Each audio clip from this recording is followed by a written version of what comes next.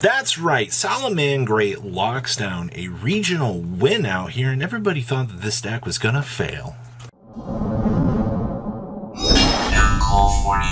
Make sure you guys smash the living crap out of that subscribe button so you guys don't miss out on more awesome content. So Richmond, Virginia here. Now, the story that I got to tell you about this event was Sean Washington came out of nowhere out here and destroyed this regional with Salamangreat. Now, I've seen in the Zodiac Monthly, this duelist has spent so much time play testing the crap out of Salamangreat, and they got the chance to be successful out of the regional. So this is a case of they put a lot of time, a lot of effort into learning the combos, learning the ratios, and getting rewarded with that big W out here. So I'm actually extremely happy to see that. If it was anybody that was going to do it with Salad, I'm glad it was them. I've enjoyed watching their playtesting sessions, at least from streaming. Good stuff. It's not too bad. Now, what about the rest of the regional? We had most represented deck out of this regional was actually Rescue Ace, which I'm a little bit surprised about. Rescue Ace has definitely turned some heads in a lot of other regionals where it hasn't really performed up to standard, but I think that it's actually really good that we did get the chance to see it performing here. Also, looks like we have Labyrinth still doing its thing. Flundery's managed to fly into the top cut of this event as well. To be honest with you, Flunder's been a little bit hit or miss as of late. It's definitely been a very strong top 16 deck, but it does kind of struggle to, kind of close that gap a little bit to push its way on in to, the top 8. So if you're playing that, you're definitely going to have to work for it. We also had a Vanquish Soul deck, which I actually, to see Vanquish Soul still kind of sticking around, I'm actually very, very surprised about that. That deck seems like it had a very hard time adjusting out here. We also had one Kashtira and one Purely. So you have your standard metagame contenders that you're pretty used to seeing out here, mixed in with a nice piece of freshness in the meta. And let me tell you, I am so happy to see Salad do good. It's the only Salad to date, actually. Let's pass on over to the Decklist. All right, so winning our regional here was none other than Salamangreat. And of course, what real new stuff did we include into the deck? You play 2 copies of the Fire, you also play the 1 Weasel, and then you play 2 copies of the Raging Phoenix. So many people are like, no, you don't have to play the Raging Phoenix, the card's bad. No, card gives you access to literally anything in your deck, and as long as you know your matchups, you're not going to have a problem, all right? That's the whole point of this is, it is a link for yes, but if you're going to just burn your Reincarnation Summon, then you just manually toggle through these to make sure that you can, do what you need to do. It's easier to toggle through the value of this than to toggle through the link for, so you're just going to burn your field on this at the end of the day. But deck is incredibly powerful still, and in the right hands, it definitely is going to get things done. I don't have much else to really say. Book of Moon's the tag of the format. It's definitely going to give you the chance to set those big troublesome monsters and then clean them up. So not much else to really say about this.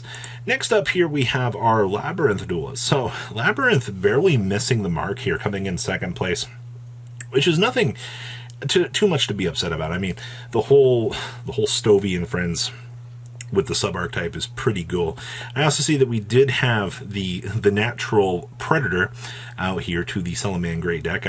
The giant rock in the sky definitely is going to turn some faces out here. I love this card. It's so good, but in certain matchups, it's not that good in terms of pressuring the opponent just to make sure you can do your thing. And of course, they do play the one mean Eradicator Epidemic Virus. You flip this card, you're essentially going to win town in a lot of matchups. And then we are citing the Full Force and the Deck Devastation Virus. Going to make sure that you're going to have access to 2 pretty strong auto-win buttons, depending on the matchup that you're going to need to pull them for. And then Pot of Prosperity to make sure that, you can get to those filtering options to capitalize and play the game. Nothing really too out of left field, I feel like, here. Next up here, we have our Flounder deck. Now, this is the only Flounder deck that I have on file that kind of broke the mold out of the weekend here, where we see the deck riding that top 16, tailwind, but to push on in to the top 8 has been very, very hard at the end of the day. So this is one of the first decks that we've seen actually break that mold and do so. And of course, we're main decking 1 Storm, citing 2 additionals. We do have the Thrust with the talents. Most of us are no stranger to knowing how fun this interaction is. And of course, the Samorg in here as well. We're not playing the field. I don't know what it was recently, but people were trying out the field spell in this deck trying to generate some like extra advantage, and it's just not worth it at the end of the day. I don't know what craziness that they're trying to like include with that, but it's not really worth it. Then of course you do see the additional power of the books down here because you want to make sure you can play the game. All right, hey, it's cached here. You know what? It's just not a normal day out here unless we got some sort of cached era duelist showing up and doing their thing. We're playing one econ with triple Book of Moon. At this point in time, I mean, is this truly saucy? I don't really think so, but okay. Let's see here. We're on double talent, so no thrust in the main deck. We are setting one more additional copy of enemy controller so we can do our thing. I do want to take note of here with the two inclusion Nibiru. I mean, you've seen lava golems take the place of this. You've seen some other pretty joke, boss monsters that can filter in here and get the job done. And it looks like Space Rock was definitely a pretty good pick for this regional. Poor Salamangreat definitely had a target on its back for majority of this event, but it all worked out at the end of the day, so I'm not surprised to see that, you get these ratios and things going. You get the deck build, down pat. It looks like it worked out pretty good at the end of the day. Next up here, we have our Rescue Ace Duelist, and I mean, the first thing I'm going to see here is, I joked about somebody putting in 6 Book of Moons into the deck here. Also, shout out to Goo Gaming here to make sure that they, are getting mentioned. I mean, Goo Gaming has been a big help out here with contributing to the info, so always got to plug them in when we can, when one of their teammates is on the channel. So yeah, 6 books. Man, oh man, you want to make sure that you are playing the game, and this is going to get you there. And I see that we've also inducted some Eradicator Epidemic viruses in here as well. And then, of course, this deck can actually get the Neo Tempest Terahertz. It doesn't happen all the time. It is enough that it can, destroy a game if it really needs to actually resolve, but good stuff. The little innovations in the Rescue Ace deck, at least what we've been seeing out here, have been very interesting. But that's not all. We also have Ryan Levine's list here, and you do see some immediate differences here. We got out the 3 additional books out of the deck here. You still are playing, a heavy pressure on the book line to make sure that you're going to close out the game and make sure you can do your thing. Because, I mean, defensive options are extremely good, but you kind of redirect some of it towards this. We are playing a Regulus in this build, which is kind of interesting. You don't have to go too insanely crazy with trying to bump these in. I know there are people are like, oh, you need to play, maximum numbers of Regulus in this deck. What in the world? You're not topping a regional with that terrible attitude. Like 1 or 0 is the best way to go about it. See, they're also playing what is this? Puzzlemo in here as well.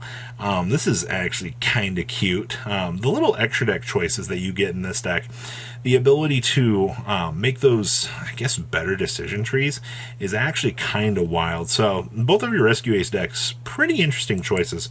And then we have Shannon Long here with Purely. Of course, I'm going to leave a link down below to Shannon's channel if you want a more in-depth look at what a Purely duelist is doing out here. I'm sure we'll see some content in the Marincess department from Shannon at some point or another here. I see we're also playing one Purely Shirley here as well. We have, of course, the 3 Book of Eclipse with the 3 main decked books here. Setting those troublesome monsters is the name of the game. I'm not losing to something random out of left field. We're still playing the Donner for cleanup as per usual. There's nothing wrong with that. And, of course, we have 2 Cosmics in the main deck to kind of clean up any troublesome sort of problem that the opponent might have. Actually, the fact that we are main decking these, I think, is going to win us a lot of free matchups. I don't think a lot of people are really prepared for main decked Cosmic Cyclone at this point in time. And this is just free cleanup. So I like this list a lot. It's very simple and very straight fleshed out. And of course, we have Sprite Super Heavy Samurai. This got 9th place. This bubbled its regional. What in the world? Talk about piles of cards. I know that there were people that were joking about trying to play the Super Heavy stuff with Sprite a long time ago. Nothing really came out of it, though.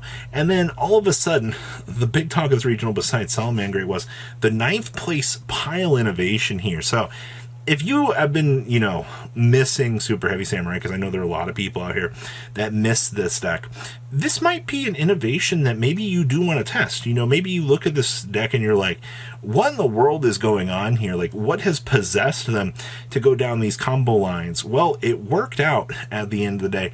Yeah, they barely missed out, but unfortunately somebody at regional has to get ninth place.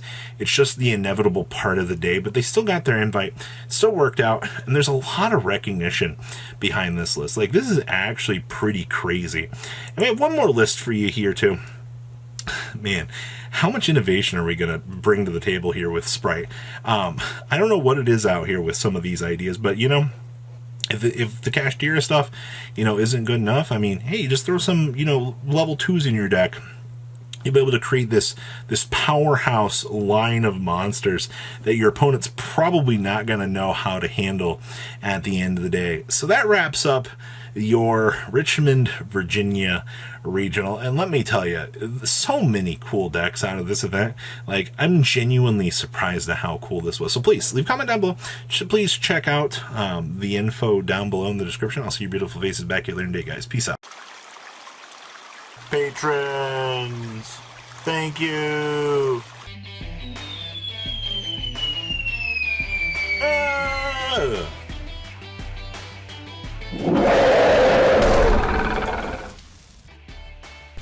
Thank you so much for watching. Check out these other videos.